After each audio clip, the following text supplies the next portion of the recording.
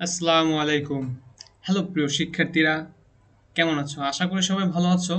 আজকে আমরা এসএসসির আইসিটি চ্যাপ্টার 5 প্রোগ্রামিং ল্যাঙ্গুয়েজের একটি গুরুত্বপূর্ণ কোড নিয়ে আলোচনা করব।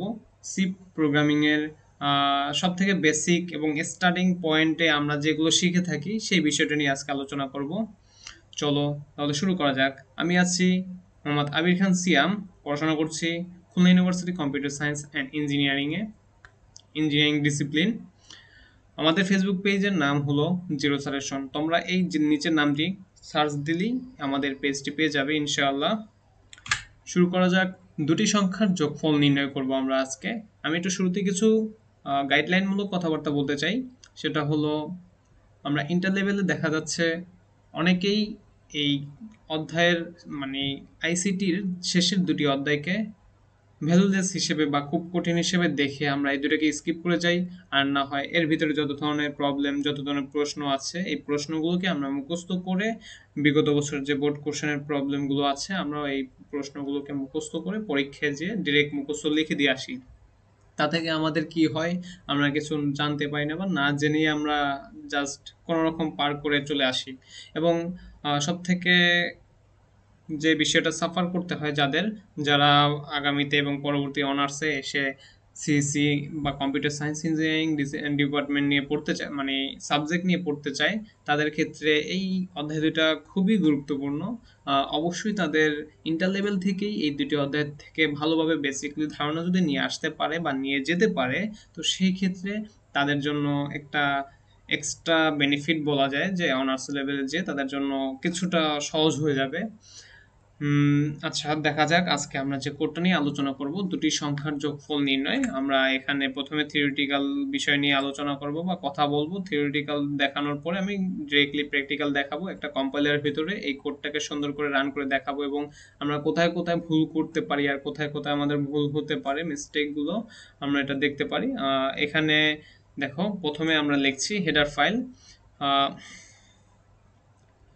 প্রথমে হ্যাশ দিতে হবে, হ্যাশ ইনক্লুড, তারপরে stdio.h, এখানে লেস দেন গ্রেটার দেন দিয়ে আমরা এটাকে আটকে দিব এবং পরবর্তীতে আছে ইন্টিজার মেইন এবং ফার্স্ট ব্র্যাকেট। এই ফার্স্ট ব্র্যাকেট যখনই দেখবা, এটা হলো একটা ফাংশন।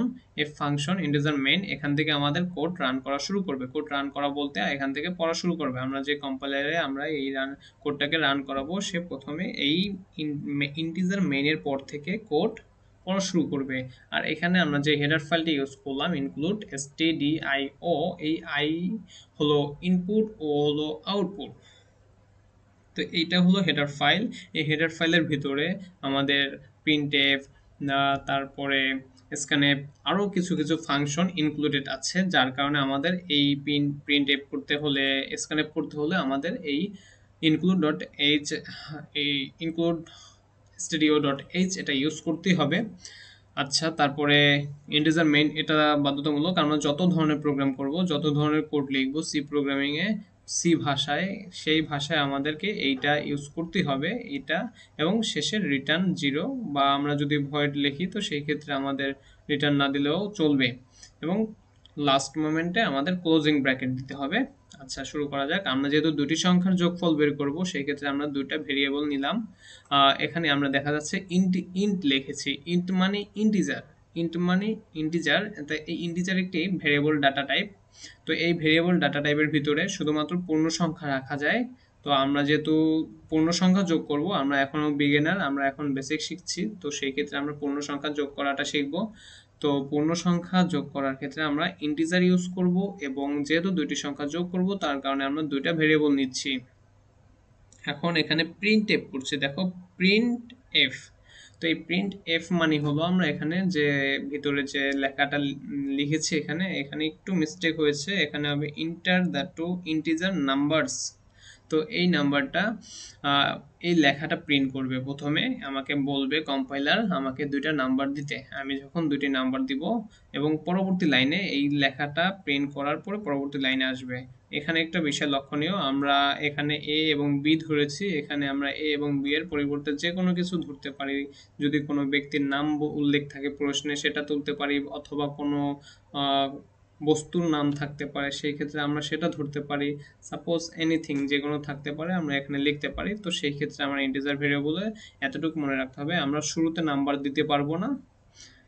আরও কিছু আছে, আমরা সেই বিষয়টা নিয়ে আলোচনা করব ইনশাআল্লাহ পরে। এবং আমরা এখানে capital word, small word use করতে পারি, এটা নিয়ে কোনো সমস্যা নেই। কিন্তু এই বিষয়টা দেখতে হবে, আমরা যখন এই ফাংশন বা যে ভেরিয়েন্টগুলো লিখছি, ভেরিয়েন্টগুলোর ক্ষেত্রে আমাদের অবশ্যই ছোট হাতের স্মল লেটারগুলো ইউজ করতে হবে, যেমন I N, int, integer.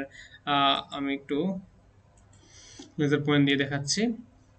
Print F করছি পি ছোট হাতের, স্ক্যানএফ করছি এস ছোট হাতের, আবার রিটার্ন করছি আর ছোট হাতের। তো এগুলো আমাদের ছোট হাতের ইউজ করতে হবে, বড় হাতের ইউজ করলে কম্পাইলার রান করবে না, এরর দেখাবে। তো এটা ভুল হবে আমাদের, এই বিষয়টা লক্ষণীয়। আমাদের যেগুলো ভুল হতে পারে আমি সেগুলো বলে দিচ্ছি এবং আমি কম্পাইলারও দেখাবো এগুলো। দেখো তারপরে দেখা যাচ্ছে আমি ভেরিয়েবল নিচ্ছি, প্রিন্ট করছে, তারপরে স্ক্যানএফ করব। স্ক্যানএফ করার সময় আমরা যেহেতু ইন্টিজার ভেরিয়েবল নিচ্ছি, তো সেই ক্ষেত্রে আমাকে পার্সেন্টেজ ডি করতে হবে। আমাদের ভেরিয়েবল ডাটা টাইপ যে কোনো কিছু অনেক ধরনের হতে পারে, ফ্লট হতে পারে, ডাবল হতে পারে, আনসাইন হতে পারে, সাইন হতে পারে, লগ লগ হতে পারে। দেখো আমাদের যদি লগ লগ ইন্টিজার ইউজ করি, লগ লগ ইন ইউজ করি, তখন এল এল ডি দিতে হবে, পার্সেন্টেজ এল এল ডি। আবার যখন আমি ফ্লোট ইউজ করবো তখন পার্সেন্টেজ এফ ইউজ করতে হবে। আবার যখন আমি ডাবল ইউজ করবো তখন ডি ইউজ করতে হবে। আনসাইন ইউজ করলে ইউ করতে হবে। এই এক একটা ডাটা টাইপের ক্ষেত্রে পার্সেন্টেজের এই লেখাটা ভিন্ন ভিন্ন হবে। এখন দেখা যাচ্ছে আমি যখন স্ক্যানআপ করছি, আমি দুইটা নাম্বারকে স্ক্যানআপ করছি, তো সেই ক্ষেত্রে আমাকে দুইটা নাম্বারের জন্য দুইবার পার্সেন্টেজ ডি ইউজ করতে হচ্ছে। আমার এটাকে ডাবল কোটেশনের ভিতর ইউজ করতে হবে এবং পরবর্তীতে আমি একটা কমা দিয়ে এটাকে শেষ করব। এই কমাটা অবশ্যই দিতে হবে, এটা না দিলে আমার কোড কিন্তু রান করবে না, এরও দেখাবে। ম্যাক্সিমাম ক্ষেত্রে কোডের ভিতরে অনেক কিছু কিছু ছোট ছোট বিষয় থাকে যেগুলো আমরা না দিলে কম্পাইলার বুঝে না, অ্যাকচুয়ালি কম্পিউটার না বুঝে অনেক সময় এরর দেখায়। যেমন দেখা যাচ্ছে এ কমা বি লিখছি আমি, এখানে এ কমা বি কে যদি আমি কমাটা কেটে দিয়ে এ আর বি লিখি, তো সেই ক্ষেত্রে এখানে ইন্টিজার ভেরিয়েবল একটা একটা হিসেবে ধরে নেবে, ওরা একটা হিসেবে গণ্য করে নেবে। আচ্ছা, তারপরে দেখা যাচ্ছে স্ক্যানএপ করলাম, স্ক্যানএপের ক্ষেত্রে আমাকে অ্যাম্পারস্যান্ড ইউজ করতে হবে। অবশ্যই প্রতিটা ভেরিয়েবলের পূর্বে অ্যাম্পারস্যান্ড ইউজ করতে হবে, এ অ্যাম্পারস্যান্ড, এবং এখানে ইউজ করছি বি অ্যাম্পারস্যান্ড। পরবর্তীতে আমাকে সেমিকোলন ইউজ করতে হবে। দেখো প্রতিটার ক্ষেত্রে শেষে আমি কিন্তু সেমিকোলন ইউজ করছি। সেমিকোলন মানে এই লাইনটা আমার শেষ হয়ে যাচ্ছে, এই লাইনটা আমার কোড করা শেষ হচ্ছে এবং পরবর্তীতে আসছে। আমি পরবর্তীতে দেখো এখানে ইন্টিজার সাম, আমি আর একটা ভেরিয়েবল ডিক্লেয়ার করলাম। এই ভেরিয়েবলের ভিতরে ডিরেক্টলি মান আমি ইনিশিয়ালাইজ করে দিচ্ছি। মানটা কি করছে, আমি যেহেতু আমি দুইটা ভেরিয়েবলকে ইনপুট নিচ্ছি, এই স্ক্যানএপ মানে তো ইনপুট আমি বললাম আগেই। তো আমি যেহেতু ইনপুট নিচ্ছি, ইনপুট নেওয়ার পরেই সাথে সাথে আমি যদি ধরো এর মান নিচ্ছি 10, এর মান আমি একটু দেখাই। এখানে এর মান যদি আমি 10 নেই, এর মান যদি আমি 10 নিয়ে থাকি, এখানে ধরো এটা নিচ্ছি আমি 10 আর এখানে নিচ্ছি আমি 20, ঠিক আছে, এখানে আমি 20 নিচ্ছি। তো এই দুইটা মান আমার এখানে সামেশনে ডিরেক্টলি সাম হয়ে যাবে। দেখো এখানে এ হবে 10 প্লাস এ 10 প্লাস তারপরে হবে 20, এখানে 20, দুইটা যোগফল সমান সমান আসবে আমার 30 চলে আসবে। এখন আমার সামের মানটা তাহলে চলে আসতেছে 30 মান চলে আসতেছে।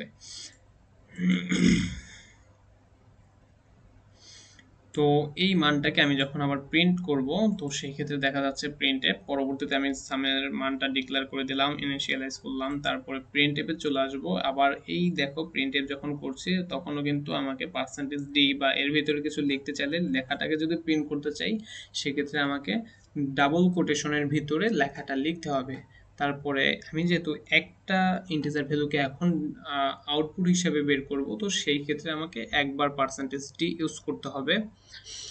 তো এখানে আমি লিখলাম সামেশন অফ টু নাম্বারস হবে, এখানে মিস্টেক হয়ে গেছে। তো এখানে পার্সেন্টেজ ডি এবং পরবর্তীতে কমা দিয়ে আমি সাম লিখবো। সাম কিন্তু আমি যেখানে যাকে আমি আউটপুট হিসেবে দেখতে চাই তাকেই আমি শুধু লিখবো, এই জিনিসটা মাথায় রাখতে হবে। আমি এখানে যদি ডিক্লেয়ার করি সাম আর আমি এখানে যদি আউটপুট হিসেবে অন্য কিছু বের করি বা অন্য কিছু লিখি, তাহলে কিন্তু আমার কোড রান করবে না, ভুল বা এরর দেখাবে। এবং পরবর্তীতে আমি এখানে সেমিকোলন দিয়ে লাইনটা ক্লোজ করে দিলাম। পরবর্তীতে আমার যখন এই আউটপুটটা চলে আসবে, পরবর্তীতে কোড পরের লাইনে চলে আসবে, পরের লাইনে দেখবে যে কোড রিটার্ন 0 করে দিচ্ছে, মানে 0 কোডটা শেষ করে দিতে বলছে। তখন শেষ হয়ে আমাকে কোডটা সম্পূর্ণ পরিপূর্ণ শেষ হয়ে যাবে। চলো এখন দেখা যাক আমরা প্র্যাকটিক্যালি একটি কম্পাইলারের ভিতরে কিভাবে এই কোডটাকে রান করাতে পারি। দেখাচ্ছে আমি প্রথমে একটা ফাইল ক্রিয়েট করে নিয়েছি। এখানে আমি যে কম্পাইলারের ভিতরে কোড করছি সেটা নাম হলো কোড ব্লকস। তো আমি যেহেতু পিসি কম্পিউটার ল্যাপটপে করছি, তো সেই ক্ষেত্রে কোড ব্লকস অ্যাপ্লিকেশন ডাউনলোড করে এখানে আমি করতে পারি। তো তোমাদের যাদের কোড পিসি কিংবা ল্যাপটপ আছে বাসায়, তারা তোমরা চাইলে কোড ব্লকস, বিএস কোড যে কোনো একটা কম্পাইলার ডাউনলোড করে, বা অনলাইনেও তোমরা চাইলে করতে পারো। যদি অনলাইনে লেখো অনলাইন সি কম্পাইলার, তো অনেক ধরনের কম্পাইলার চলে আসবে। তোমরা সেখানে চাইলে কোডগুলোকে রান করে দেখতে পারো কিভাবে হতে পারে। অবশ্যই রান করার ভিতরে একটা ফিল থাকে। আমরা যে শুধু শুধু মানে বইয়ে পড়ি আর খাতায় পরীক্ষার হলে যে লিখে দিয়ে আসি, আমরা পড়াশোনার ভিতরে কোনো ফিল পাই না। তো ফিল পাওয়ার জন্য আমাদের কি করতে হবে, প্রতিটা পড়াকে একটু এক্সপ্লোর করতে হবে, এক্সপ্লেনেশন করতে হবে। পড়াটাকে আমাদের একটু প্র্যাকটিক্যালি যখন দেখবো তখন পড়াশোনার ভিতরে একটা ফিল আসে। দেখো আমরা যখন এই কোডটা করব, অবশ্যই কোডের ভিতরে একটা তোমার আলাদা ধরনের আকর্ষণ চলে আসবে যে আমরা এভাবে কোড করছি, আমরা এর বাইরে অন্য কি কোড করতে পারি। তো দেখা যাক আমরা এখন, যেহেতু আমি এখানে কোড করছি, আর যাদের ধরো পিসি বা কম্পিউটার নেই, ল্যাপটপ নেই, তাদের ক্ষেত্রে তোমরা ফোন দিয়েও কোড করতে পারো। তোমরা অনলাইনেও বিভিন্ন কম্পাইলার ইউজ করতে পারো। আর যদি অফলাইনে করতে চাও সেই ক্ষেত্রে একটা কোডিং সি অ্যাপ আছে প্লে স্টোর থেকে। কোডিং সি অ্যাপটি ডাউনলোড করে তোমরা চাইলে এখান থেকে কোড রান করে দেখতে পারো। আচ্ছা চলো আমরা এই কোডটাকে রান করে দেখি। এখন লিখি, আমাদের শুরুতেই যে এরর ফাইলটি লিখতে হবে। সি প্রোগ্রামিং এর ক্ষেত্রে আমাদের এটা অবশ্যই এগুলো কমন, এগুলো আমাদের লিখতে হবে। দেখো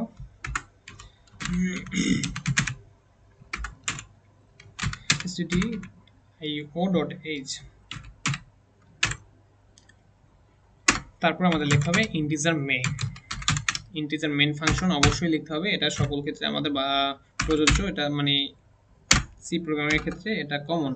এবং আমি এটা ফরম্যাটটা লিখে নিই, রিটার্ন আমাদের অবশ্যই রিটার্ন 0 করতে হবে শেষে, যেহেতু আমরা ইন্টিজার করছি। আমি যদি এখানে ভয়েড করি, এখানে ভয়েড লিখি, সেক্ষেত্রে আমার রিটার্ন না দিলেও চলবে। আমরা যেহেতু এখনো বিগিনার, আমরা বেসিক থেকেই শিখবো। ছোট ছোট যেগুলো আমাদের শেখা উচিত, আমরা পরবর্তীতে আস্তে আস্তে আপগ্রেড হব এবং হাই লেভেলের কিছু শেখার চেষ্টা করবো ইনশাল্লাহ। বইয়ের বাইরেও যদি কিছু শিখতে হয় সেটা আমরা ইনশাল্লাহ শেখার চেষ্টা করব। আমরা যেহেতু দুটি সংখ্যার যোগফল বের করব, তো সেই ক্ষেত্রে আমরা ইন্টিজার দুইটা ভেরিয়েবল নেব। আমি এখানে এ কমা বি নিচ্ছি, আমি অন্য ভেরিয়েবল নিয়ে দেখাবো ইনশাল্লাহ।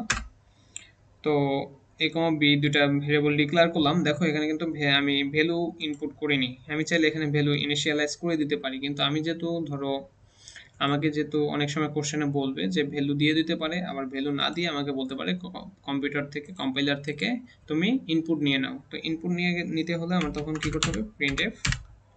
ধরো আমাকে বলে দিল দুটি নাম্বার ইনপুট নিতে, তো আমাকে যে বললো কম্পাইলার সেটা তো আমার লিখতে হবে, তাই না? তো তার কারণে আমি এই লেখাটা লিখছি, integer to enter the two numbers. Okay,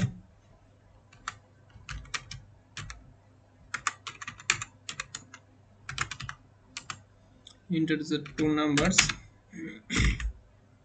ওকে, শেষে অবশ্যই সেমিকোলন ইউজ করতে হবে।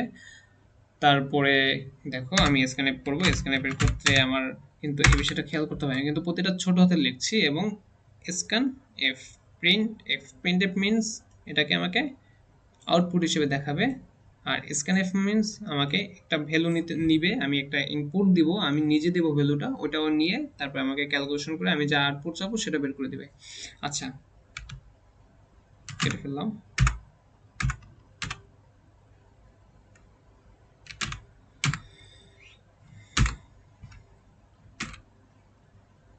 স্ক্রিনের উপরে দেখা যাচ্ছে আমরা এখানে দুটো ভ্যালু নিচ্ছি, যেহেতু দুটো ভ্যালু নেব তার জন্য পার্সেন্টেজ দুটো টি দিতে হবে, পার্সেন্টেজ টুটি। অ্যান্ড পরবর্তীতে আমি এটা কমা দিয়ে এটা ক্লোজিং করব।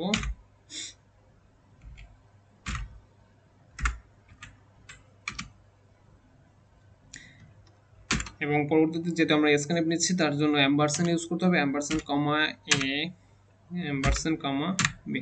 ওকে, এখন এটাকে আমরা সেমিকোলন দিয়ে ক্লোজ করে দেব। তারপর আমরা ইন্টিজার ভ্যালুকে আবার এই দুইটা ভেরিয়েবলকে আমি একটা ভ্যালুতে নিয়ে সাম করে নিচ্ছি, a প্লাস বি। ওকে, এবং আমার পরবর্তী সর্বশেষ যে কাজটা সেটা হলো এই সামটাকে প্রিন্ট করে দেব। তো সামটাকে প্রিন্ট করে দেওয়ার জন্য আমি একটু দেখাচ্ছি, আমি কিছু কথা লিখতে চাই, সেই কথাটা আমি কেন লিখবো আমার বোঝার সুবিধার্থে আমি লিখবো। তো সেই ক্ষেত্রে আমি দেখাচ্ছি কেন লিখছি, আগে আমি একটু প্রিন্ট করে দেখাচ্ছি। আমার কোডটা আশা করি সম্পূর্ণ সব ঠিক আছে। এখন আমি একটু রান করে দেখি, যদি ভুল থাকে আমাকে দেখাবে। না, কোনো ভুল নেই। এখন দেখো ইন্টার দ্য টু নাম্বারস, আমাকে দুইটা নাম্বার ইনপুট দিতে বলছে, আমি দুইটা নাম্বার ইনপুট দেই। দেখে আমি প্রথমে 10 এবং 20 দিচ্ছি, আমাকে 13 দেখাচ্ছে। দেখো এখানে 13 আমার আউটপুট চলে আসছে, 13 আউটপুট চলে আসছে। আমি এটাকে যেহেতু আমার বোঝার জন্য, বোঝার সুবিধার্থে আমি একটু ভালো করে লেখার জন্য চেষ্টা করি। Summation of two numbers, summation of two numbers, okay. তারপরে আমরা লিখবো, এখন দেখো, এখন যদি আমরা প্রিন্ট এফ করি তো সেই ক্ষেত্রে আমাদের দেখা যাচ্ছে এখানে ইন্টার দ্য টু নাম্বারস, আমরা এখানে ধরো 25 এন্ড সেকেন্ড নাম্বার হবে 25, দুইটাকে ই করছি, আমাকে সামেশন দেখাচ্ছে 50। আমি এখানে নাম্বার ভিন্ন নাম্বার নেই, আমি যদি আরো নাম্বার নেই, ধরো এখানে খুব বড় নাম্বার নিচ্ছি, এখানে ধরো এত নাম্বার, দুঃখিত এটা কেটে নিয়ে আবার একটু দেখাচ্ছি। ধরো বড় নাম্বার নিচ্ছি আমি, হ্যাঁ, এখন এই দুটো যোগফল করব, আমাকে দেখবা ক্যালকুলেটর দ্বারা যদি আমরা যোগফল করে দেখি সামেশন সেম মানটায় চলে আসবে। আচ্ছা, এখন কথা হলো আমরা যে বিষয়গুলোতে ভুল করতে পারি, আমরা এখানে এ ইনিশিয়াল ভেরিয়েবলটা নিয়েছি যেহেতু ডিক্লেয়ার করেছে, সেই ক্ষেত্রে আমাকে আউটপুটের ক্ষেত্রে, ইনপুটের ক্ষেত্রে এবং আউটপুটের ক্ষেত্রে দুইটার ক্ষেত্রে কিন্তু সেম নিতে হবে। ধরো আমি এখানে এ নিলাম, আমি এখানে সি ইনপুট নিচ্ছি, আমাকে এটা কি রান করবে? অবশ্যই রান করবে না। আচ্ছা, ধরো আমি এখানে ক্যাপিটাল এ নিলাম এবং আমি এখানে স্মল এ দিচ্ছি, এটা কি আমার রান করবে? অবশ্যই রান করবে না। দেখো আমাকে এরর দেখাচ্ছে। আচ্ছা, এরর দেখাচ্ছে। এখন এটাকে আমার ক্যাপিটাল এ নিতে হবে। আমি এখানে নাম ইউজ করতে পারি, নাম যদি ইউজ করি তো দেখো আবির, প্রথমটা নিলাম আবির এবং পরবর্তীটা নিচ্ছি ধরো সোয়ান নিচ্ছি, সোয়ান। আচ্ছা, এটা বড় হাতের দেই, বড় হাতের দেওয়াটাই ভালো, নামের ক্ষেত্রে সবসময় বড় হাতের হয়। দেখো আমি এখন কি আমার রান করবে? অবশ্যই না, আমার দুইটা ভেরিয়েবলই ভিন্ন হয়ে গেছে। তো সেক্ষেত্রে আমার এখানেও সেটাই একই নাম দিতে হবে, এ বি এর দিচ্ছি সোয়ান। আচ্ছা, তারপরে দেখো আমরা যেহেতু দুইটা মানকে সামেশন করছি, এখন কিন্তু আমার আরেকটা ভুল রয়ে গেছে। আমি যেহেতু সাম করছি এখানে এ এবং বি, আমার কম্পাইলার বুঝতে পারবে না যে আমি এ এবং বি কোথায় পাবো। আমি তো আবির এবং সোয়ানের ভ্যালু নিচ্ছি, তো এ আর বি কে কোথা থেকে আসবে? তো সেই ক্ষেত্রে আমার দেখা যাবে যে এটা আগেরটা আসছে, এই ক্ষেত্রে আমার রান করবে না। আমি যদি রান দিই আবার, দেখো এখানে এরর দেখা যাচ্ছে। তো আমার এখানে আবার আবির প্লাস আমি যে ভেরিয়েবল দুটো নিয়েছি সেম সেই ভেরিয়েবলটা আমার লিখতে হবে। ওকে, লিখলাম, দেখা যাচ্ছে এখন আমার সাম, আমার সেম মান চলে আসবে। আমি যদি আবার এখানে রান করি, রান করার পরে দেখা যাচ্ছে হ্যাঁ ইন্টারটা টু নাম্বারস। ওকে, আমি যদি আবার একটা বড় নাম্বার যোগ করি, ওকে দেখি যোগফল, হ্যাঁ দেখো চলে আসছে, নাম্বার চলে আসছে। ওকে, তাহলে আজকে এ পর্যন্তই থাকবে। আশা করি তোমরা বুঝতে পেরেছো। যদি না বুঝে থাকো তাহলে অবশ্যই আমাকে কমেন্ট সেকশনে বলবে, এবং তোমাদের পরবর্তী লেকচারটা ইনশাল্লাহ আমি সামেশন শেষ, এখন সাবট্রাকশন, মাল্টিপ্লাই বা ডিভিশন যে কোনো কিছু একটা নিয়ে শুরু করতে পারি, এবং পরবর্তী ধাপে ধাপে আমি যত ধরনের কোড আছে, ধরো 1 থেকে 10 পর্যন্ত প্রিন্ট করা, বা এখান থেকে জোড় সংখ্যা প্রিন্ট করা, বিজোড় সংখ্যা প্রিন্ট করা, তারপর মৌলিক নাম্বারগুলো প্রিন্ট করা, এগুলো নিয়ে আমরা আরও ছোট ছোট ভিডিও আসবে ইনশাল্লাহ। তো এই ভিডিওগুলো দেখার জন্য দেখতে হলে তোমরা অবশ্যই আমার এই চ্যানেলটি সাবস্ক্রাইব করে রাখো, আর যারা করেছো তারা বেল আইকনটি ক্লিক করে রাখো এবং লাইক এবং কমেন্ট করে অবশ্যই পাশে থাকবে। সবাইকে ধন্যবাদ।